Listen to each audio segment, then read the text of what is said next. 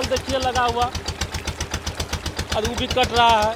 लोग मोटरसाइकिल खरीदता है, आप नाव खरीद रहे हैं। तो मोटरसाइकिल सूखा में चलता है, पानी में कैसे चलाएंगे, नाव से चलना पड़ता है। कल हमारी टीम ने आपको कोरसेला से कोसी नदी के जलस्तर की रिपोर्ट दिखाई थी, जिसमें हमने आपको कोसी नदी में हो रहे कटाव के बारे में दिखाया था। आज रिपोर्ट 2 में हम आपको दिखाने जा रहे हैं काढ़ा-गोला गंगा घाट से लेकर बरंडी नदी में हो रहे कटाव के बारे में। आज की रिपोर्ट में हम आपको दिखाएंगे कि किस तरह सरकारी अधिकारियों की लापरवाही और ठेकेदारों की मनमानी से नदियों पर बने करोड़ों के बांध धाराशाही हो जाते हैं और लोगों को भारी जान माल की क्षति उठानी पड़ती है। हम आपको बता दें, आज की हमारे इस टीम में शामिल है हमारे बरारी संवाददाता अजय कुमार सिंह और हमारी समेली संवाददाता राधा कुमारी। हमारी टीम के तीसरे सदस्य संगम कुमार को एक दूसरे महत्वपूर्ण समाचार संकलन के लिए अचानक कहीं और जाना पड़ा, इसलिए आज वो इस टीम में नहीं शामिल हो पाए। तो चलिए शुरू करते हैं काढ़ा-गोला गंगा घाट से आज का ये सफर।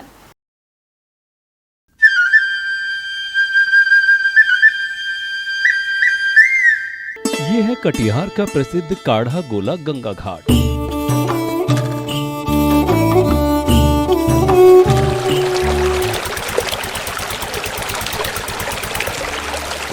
हम आपको बता दें कि काढ़ा-गोला बरारी पूरे देश में लक्ष्मीपुर गुरुद्वारे के लिए जाना जाता है। काढ़ा-गोला के इस गंगा घाट में भी गंगा के जलस्तर में लगातार वृद्धि हो रही है। घाट के मालिक संजय यादव की माने तो पिछले 36 घंटों में ही यहाँ पर गंगा के जलस्तर में लगभग 4 फीट वृद्धि हो चुकी है। स्थानीय लोगों का ये भी कहना था कि आज तक जून माह में कभी ऐसा नहीं हुआ।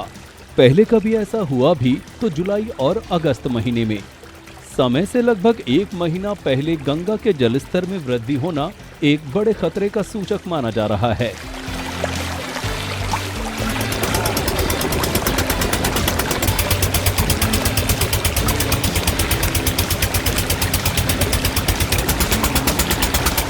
जमीन है किसान का, इस पे परवल लगा हुआ है, आप देख सकते हैं ये परवल लगा हुआ है जमीन, और किस तरह से कटाव तेज है। लगभग प्रत्येक घंटा जो है 10 से 20 मीटर प्रत्येक घंटा का कटाव हो रहा है। ऐसे में किसान का क्या होगा? लोगों का जैसा कहना है कि सिर्फ सरकार दावे कर रही है और उस दावे का पोल खुलता दिख रहा है। आइए मिलते हैं यहाँ के स्थानीय लोग से। सरकार के तरफ से जैसे ही परवल आदमी लगाया है किसान, तो 20,000 रुपया लीज लेकर के खेत में परवल लगाया। अभी परवल टूटा भी उतना नहीं, अभी बाढ़ आने के लिए 2 महीना बाकी है। अभी पहले बाढ़ आ गया, पानी का अति हो गया, बारिश पूरा, इससे किसान का पूरा फसल बर्बाद हुआ। उसके बाद परवल देखिए लगा हुआ, अब वो भी कट रहा है। और वहाँ जब बोलते हैं कृषि सलाहकार को कि मुआवजा मिलना चाहिए, तो वो कहता है कि दीरा का मुआवजा नहीं मिलेगा, गंगा पार जो खेत है उसका मुआवजा नहीं मिलेगा।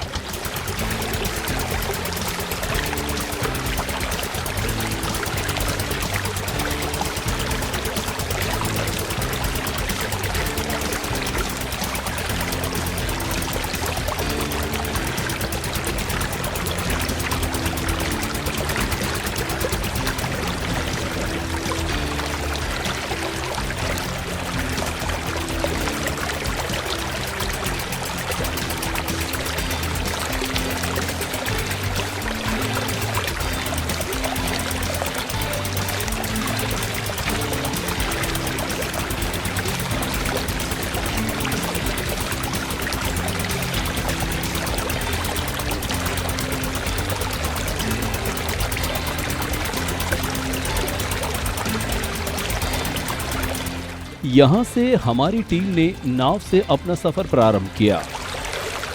लगभग 1 किलोमीटर का सफर तय करने के उपरांत हमारी टीम पहुंची स्पर्श संख्या 8 और 9 के पास। यहाँ नदी के दोनों ओर बेहद तेजी से कटाव हो रहा था। बांध के साइड होने वाला कटाव काफी खतरनाक दिखाई पड़ रहा था। स्थानीय लोगों के अनुसार इस स्पर्श संख्या से लगभग 500 मीटर की दूरी पर अव्यवस्थित है शंकर बांध। अगर ये कटाव इसी प्रकार जारी रहा तो वो दिन दूर नहीं जब ये नदी शंकर बांध तक पहुंच जाएगी, जो एक बड़े खतरे का कारण बन सकती है। लोग मोटरसाइकिल खरीदता है, आप नाव खरीद रहे हैं। हम नाव खरीदने सड़क उड़क डूब जाता है तो आने जाने में दिक्कत होता है। टूट भांग गया है नाव तो फिर बनाना पड़ता है ना। तो मोटरसाइकिल सूखा में चलता है, पानी में कैसे चलाएंगे? नाव से चलना पड़ता है।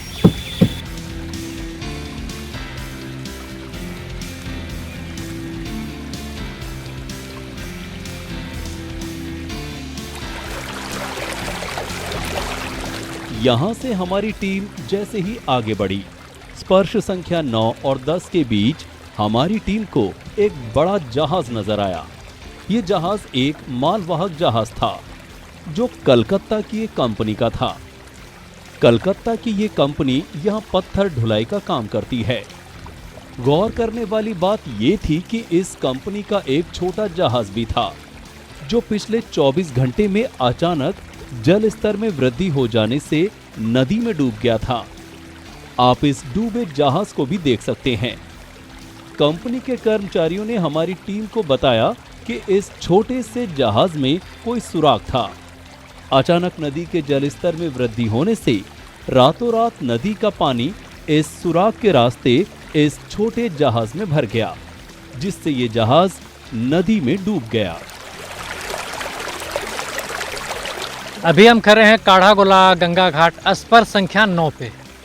मेरे जस्ट बगल में आप देख रहे हैं एक छोटी जहाज़ है जो कलकत्ता का किसी कंपनी का ये जहाज़ है और इस पे गिट्टी ढुलाई या फिर पत्थर ढुलाई होता है, जिसका काम यहाँ फ्लड कंट्रोल में या फिर रोड के काम में आता है।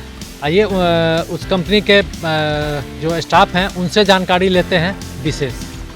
जी, इसमें जहाज में क्या हुआ है? जहाज में सर ये होल हो गया है, इसके चलते पानी भरा और ये डूब गया। मतलब डूब गया ये, मतलब गंगा में डूब गया? जी, गंगा में डूब गया। अभी आप छोटी नाव को बुलाए हैं, क्या कारण है? इसको सर यहाँ से दूसरे जगह हम शिफ्ट करेंगे वहाँ पे, बड़ी नाव को। जी। और ये छोटी वाली नाव है डूबा हुआ ही रहेगा? जी, ये डूबा हुआ रहेगा और फिर ये पानी कम होगा तो ये नवंबर में फिर इसको निकाला जाएगा। तो नवंबर से पानी कम हो जाएगा। जहाज कहाँ से आया है? जहाज सर ये कोलकाता से आया हुआ है। जहाज मालिक का क्या नाम है? इंतकाब वाला। ये जहाज वो भाड़ा पे लगाता है? जी जी। जो 3 से 4 फीट जो पानी है 36 से 40 घंटा में बढ़ने के कारण इसके अंदर पानी जा चुका है और ये लगभग 50-60% ये डूब चुका है। अब ये इसी तरह से डूबा हुआ रहेगा, बाढ़ के बाद इसे निकाला जाएगा। किरान था एक ठो डूब गया, वो लीक होने के कारण उसमें पानी चले गया। अभी डूबने के कगार पर है, हल्का दिखाई दे रहा है। अभी सरकारी नहीं है, अधिक किंग मैरिन्स का है, कलकत्ता का कंपनी है, अभी अडानी ग्रुप से जुड़ा हुआ है। हाँ, अचानक जो पानी भरा उसी का नतीजा है।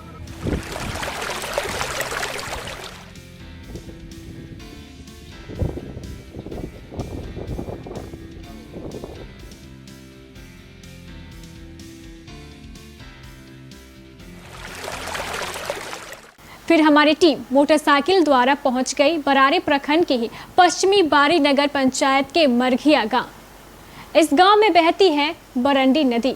बरंडी नदी नेपाल के छारण के रूप में जानी जाती है, यानी नेपाल द्वारा छोड़े गए पानी के कारण बहने वाली नदी। स्थानीय लोगों का कहना है कि इस बरंडी नदी में कभी पानी सूखता नहीं है, लेकिन अगर कटाव के दृष्टिकोण से देखें तो ये बरंडी नदी बेहद खतरनाक है, गंगा और कोसी से भी खतरनाक। तो शुरू करते हैं इस बरंडी नदी का सफर। हमारी टीम ने पश्चिमी बारीनगर मरघिया गांव के वार्ड नंबर 1 से शुरू किया बरंडी नदी का ये सफर।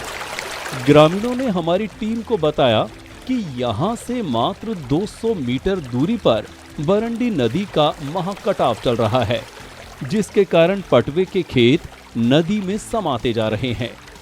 हमारी टीम ग्रामीणों को साथ लेकर नाव द्वारा उस कटाव स्थल की ओर चल पड़ी।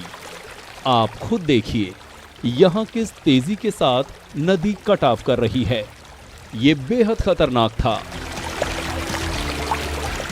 अभी मैं खड़ा हूँ मरघिया के पासवान टोला वार्ड नंबर 1 में, और ये नेपाल का जो छारण है, इस नदी का नाम है बरंडी नदी। आप देख सकते हैं मेरे पीछे किस तरह से कटाव हो रहा है। 2-3 दिन पहले जो बारिश हुई थी, उस बारिश के पानी में एक अचानक जलस्तर बढ़ा और कटना शुरू हो गया। कई लोगों का ये कहना है कि लगभग 30 से 35 फीट ज़मीन अब तक जो दिख रहा है कि कटा हुआ है, वो ज़मीन कट गया। जो किसान का फसल लगा हुआ था, पटसन लगा हुआ था, वो भी बरंडी नदी में गिर चुका है। हमारी टीम नाव से पुनः मरघिया गांव लौट आई। यहाँ एक ग्रामीण ने एक ऐसी बात बताई जो काफी अचरज में डालने वाली थी। ग्रामीण ने बताया कि आज से 3-4 दिन पहले स्कॉर्पियो सवार होकर कुछ अधिकारी आए थे। उन अधिकारियों ने उस ग्रामीण से कटाव स्थल को दिखाने को कहा। कटाव स्थल देखने के बाद अधिकारियों ने उन ग्रामीणों से कुछ ऐसा कहा जो काफी चिंताजनक था। ग्रामीण ने बताया कि उन अधिकारियों ने कटाव को रोकने के लिए पूरे गांव से एक मोटी रकम की मांग की। आप खुद सुनिए ग्रामीण का क्या कहना है। एक अधिकारी स्कॉर्पियो से आए हुए थे, तो वो हम लोगों को बोला कि चलो कहाँ क्या है, कटता है कैसे। तो वहाँ से एक तरफ से उसको दिखाए तो वहाँ तक लेके गए तो फिर देख कर के कहा काम तो हो जाएगा, लेकिन 50-60 हज़ार रुपया घूस लगेगा। इस पर हम लोग दंग रह गए और हम कुछ बोल नहीं पाए। फिर भी हम बोले कि ठीक है, हम लोग अपना चंदा वसूल करके आपको देंगे सर, और ये काम हम लोगों को घर कटने से रोकवा दीजिए। फिर शुरू हुआ पैदल सफर। पैदल और बाइक से हमारी टीम ने लगभग 11 किलोमीटर का लंबा रास्ता तय किया। थोड़ी दूरी पर ही हमारी टीम ने देखा कि बांध के अंदर ग्रामीणों के 150 से भी अधिक घर बने हुए हैं। यहाँ नदी का कटाव काफी तेजी से हो रहा था। अगर कटाव की यही गति रही तो कुछ ही दिनों के अंदर ये सारे घर नदी के अंदर विलीन हो जाएंगे। जांच ऊंच करके कुछ नहीं कर रहा है। कौन आता है जांच करने? सब सीओ वीडियो सब आ रहा है, सब देख के जा रहा है, खाली देख लेता है, चल हाँ आज बनेगा कल बनेगा, तो चल जाता है। हम लोग को कहाँ जाएंगे, हम लोग को व्यवस्था नहीं है, हम लोग को शांति दीजिए। ये जो है ना नदी कट रहा है, 8 साल से हम लोग परेशान हैं। और 5 किलो मतलब 5 मीटर तक 500 मीटर दूरी तक हम लोगों का था वहाँ तक नदी। अब आ गया नज़दीक में। अबरी बार लग रहा है कैसा कि नहीं बचेगा हम लोगों का गांव, और बांध भी कट जाएगा। अब बांध है पिचिंग, उसका भी भरोसा कम है, इस गांव का भी भरोसा कम है। हम लोग पता नहीं गरीब आदमी है, कहाँ जाएंगे कहाँ रहेंगे, उसका कोई व्यवस्था नहीं है हम लोगों का। आप लोग जिला प्रशासन से क्या मांग कर रहे हैं? जिला यही कि हम लोगों का ठोकर दे दे, कोई सा भी, चाहे बोरा पिचिंग हो चाहे बोल्डर पिचिंग हो, कोई भी गांव का बस गांव बचत कर दे। हम लोगों का गरीब आदमी है, हम लोग कहाँ रहेंगे कहाँ जाएंगे। हम लोग यहाँ 300 घर हैं बांध का इस पार में, नदी किनार में। वो बोला कि आप लोग दीजिए यहाँ आवेदन बनाकर, और हम लोग कर देंगे इस बात के लिए। मुखिया जी भी था, नेमातुल मुखिया, वो भी बोला सब तरह की बात। तब आप लोग क्या कीजिएगा, कहाँ जाइएगा? कहाँ जाइएगा सर, हम तो यहाँ पर बहुत अति है, अभी गरीब लोग हैं। हम घर बनाएंगे कि ज़मीन खरीदेंगे कि बेटी को शादी करेंगे, कैसे करेंगे सर? मांग कर रहे हैं कि मेरा ठोकर बना दीजिए सर, यही सब। कट जाएगा सर, कहाँ जाएंगे नहीं जाएंगे, कहाँ भटकेंगे नहीं भटकेंगे, कहाँ रहेंगे? पूरा गांव इस बार कट जाएगा। हाँ सर। हमारी टीम का सफर आगे बढ़ा। रास्ते में बरंडी नदी के कटाव के दृश्य बेहद खतरनाक थे। जो कटाव शुरू में दिखाई पड़ा था, उसी तरह के कटाव जगह जगह दिखाई पड़ रहे थे। कटाव से भी ज्यादा खतरनाक बांध पर बन रहे रेन कट थे। रेन कट अर्थात तेज बारिश के कारण बांध पर बने बड़े बड़े गड्ढे। हमारी टीम ने देखा कि ये रेन कट सैकड़ों की संख्या में नहीं बल्कि हजारों की संख्या में थे। वो भी बांध के एक साइड नहीं बल्कि दोनों साइड नजर आ रहे थे। स्थानीय लोगों ने बताया कि ये रेन कट ही बांध टूटने का बड़ा कारण बनते हैं। अभी हमारी टीम आगे बढ़ ही रही थी कि तभी रास्ते में बरारी के पूर्व विधायक नीरज यादव मिल गए। पूर्व विधायक ने कल प्रसारित हमारी रिपोर्ट को देखा था और उस रिपोर्ट से काफी प्रभावित भी हुए थे, इसलिए आज वे इस निरीक्षण कार्यक्रम में हमारी टीम के साथ चल पड़े। पूर्व विधायक को भी हमारी टीम के साथ पैदल ही चलना पड़ रहा था। पूर्व विधायक ने बांध पर बने रेनकट और उसके कटाव को लेकर ठेकेदारों एवं अधिकारियों को ही कटघरे में खड़ा कर दिया। मेरे पीछे ठीक आप देख रहे हैं, बार बार हर जगह दिखा रहे हैं कि किस तरह से कटाव, किस तरह से तेज कटाव हो रहा है और किसान लोग परेशान हैं। आइए मेरे साथ पूर्व विधायक नीरज जी हैं, उनसे बात करते हैं। देखिए, हम लोगों का जब निर्वाचन हुआ था 2015 में, लगभग हम लोगों ने बांध का ऊंचीकरण, पक्कीकरण और कई ठोकरों का निर्माण, लगभग 400 से 500 करोड़ का काम हम लोगों ने बरारी विधानसभा में कराने का। लेकिन उसके बाद भी बहुत काम बचा हुआ है और फ्लड कंट्रोल काढ़ागोला को चाहिए था उन सभी जगहों को चिन्हित करके बाढ़ के पूर्व जो तैयारियां की जाती हैं उस पर काम करने का। लेकिन कान में तेल दे के ये लोग विभाग इसलिए सोया रहता है। काढ़ागोला डिवीज़न भ्रष्टाचार के गोद में बैठा हुआ है। इनको कहीं न कहीं से संरक्षण प्राप्त है और जानबूझ के एक ही नीति है कि कैसे फ्लड फाइटिंग के नाम पर हम लोग मोटी रकम निकालें और उसको बंदर बांट करें। आजमपुर शंकर बांध में जियो बैग का काम हुआ। जी। उस जियो बैग में मतलब मुश्किल से 2.5 से 3 महीने के अंदर का काम हुआ, लेकिन जियो बैग अभी ही फटना शुरू हो गया। हम तो पहले ही कह रहे हैं, हम तो जांच की मांग करते हैं, सरकार जांच करावे, लिपापोती नहीं करे। इसमें इंजीनियर और संवेदक सभी मिले हुए हैं, सबके सब लूट खसोट में मस्त हैं और वो सारी योजनाएं भ्रष्टाचार की भेंट चढ़ रही है। वो बड़ी परियोजना या अस्थायी समाधान विभाग नहीं करना चाहती, वो फ्लड फाइटिंग के नाम पर लूट खसोट और भ्रष्टाचार करना चाहती। उनका उद्देश्य ये है। सड़क को संवेदक को 5 साल मेंटेन करना था, लेकिन वो विभाग के जो एक्जीक्यूटिव इंजीनियर हैं और वो जो हैं सब लोग मिले हुए हैं संवेदक से, उनको संरक्षण प्राप्त है, जानबूझकर कटिंग स्थल पर काम नहीं करा रहे हैं। हम आपको धन्यवाद देते हैं कि इन विषयों को आपने प्रमुखता से कल से ही लगातार बरारी विधानसभा को कवर कर रहे हैं। हमको लगता है शायद विभाग के कानों पर जू रहेंगे और जो दोषी हैं, चाहे पदाधिकारी हों, संवेदक हों, उन पर समुचित कार्रवाई हो और जनता में जो भय व्याप्त है कटाव का, विस्थापन का, वो शायद दूर हो सके। धीरे धीरे हमारी टीम आगे बढ़ रही थी, कभी पैदल तो कभी मोटरसाइकिल के सहारे। चलते चलते हमारी टीम पहुंची डूमर पुल के पास। पुल से थोड़ी ही दूरी पर NH 31 से बरारी प्रखंड के लिए एक मुख्य सड़क जाती है। यही सड़क पूरे बरारी प्रखंड को NH 31 से जोड़ती है।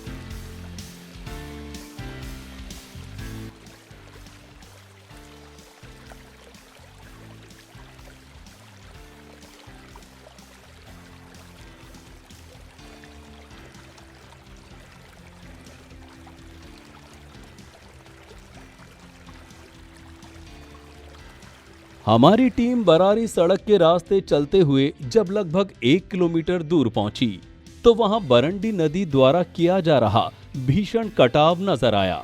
टीम के साथ मौजूद पूर्व बरारी विधायक नीरज यादव ने बताया कि 8-9 वर्ष पहले यहां बरारी नदी की धार को रोकने के लिए 6 बड़ी बड़ी ठोकरें बनाई गई थी, लेकिन अब ये सभी ठोकरें बेकार हो गई हैं।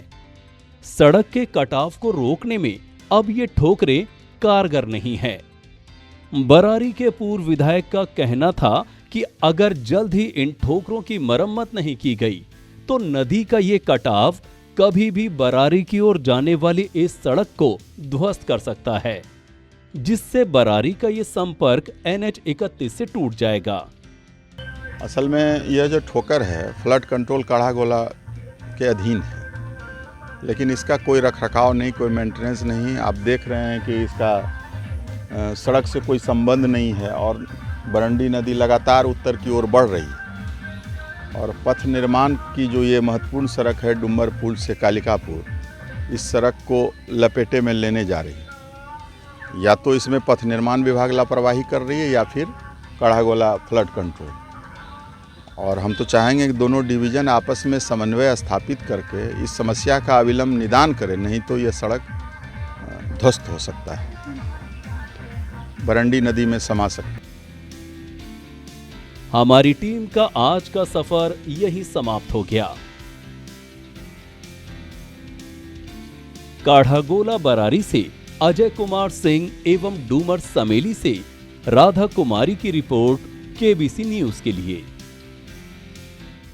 बाढ़ और नदी की स्थिति को लेकर कल हम आपको अहमदाबाद और कदवा की रिपोर्ट दिखाएंगे।